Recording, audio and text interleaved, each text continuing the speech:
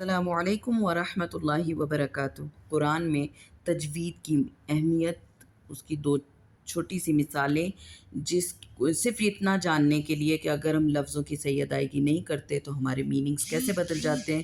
سامنے اسکرین پہ آپ کو نظر آ رہا ہے نصرن، صاد کے ساتھ نصرن، سین کے ساتھ ساؤنڈ ملتے جلتے ہیں، لیکن ان کی مخارج سیم نہ ہونے کی وجہ سے موٹے کو اگر ہم نے باریک پڑھ لیا تو مدد، نصر مدد کرنا، نصر گد، تو میننگ بدل جائیں گے۔ اسی طرح ذال زال، ظلہ وہ ذلیل ہوا، ذلہ وہ پھسلا۔ تین اینڈ تین دونوں ساؤنڈ ملتے جلتے ہیں لیکن تا اینڈ طا کے ڈفرینٹ سے۔ تین کا مطلب انجیر اینڈ تین کا مطلب ہے مٹی، سورہ ہے نا والتین والزیتون۔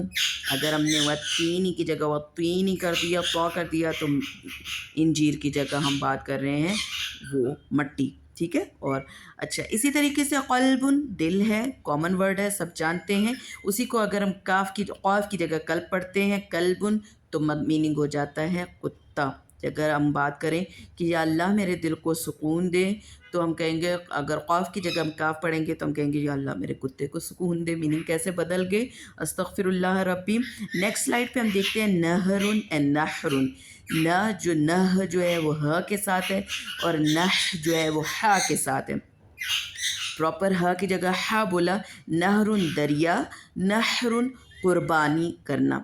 اسی طریقے اسمن سب جانتے ہیں، میننگ نام، اور اثمن جو ہے وہ ہے گناہ۔ ہم ورڈ کہتے ہیں نا، سینٹنس بولتے ہیں ما اسمو کا، آپ کا نام کیا ہے، ما اسمو کا، آپ کا گناہ کیا ہے۔ اگر ہم نے سین کی جگہ سا پڑھ لیا تو ہم کہیں گے آپ کا گناہ کیا ہے، ٹھیک ہے۔ واللہ وا کے ساتھ وا، تو اسی طریقے واللہ دونوں ساؤنڈ سملر لگتے ہیں، لیکن واللہ اینڈ واللہ، نام واللہ وہ ہو گیا، اینڈ واللہ وہ ذلیل، وہ گمراہ ہوا، واللہ وہ گمراہ ہوا۔ سترہ اینڈ ستارہ دونوں کے میننگ ورڈ ڈفرینٹ ہے، تا اینڈ طا کے فرق سے۔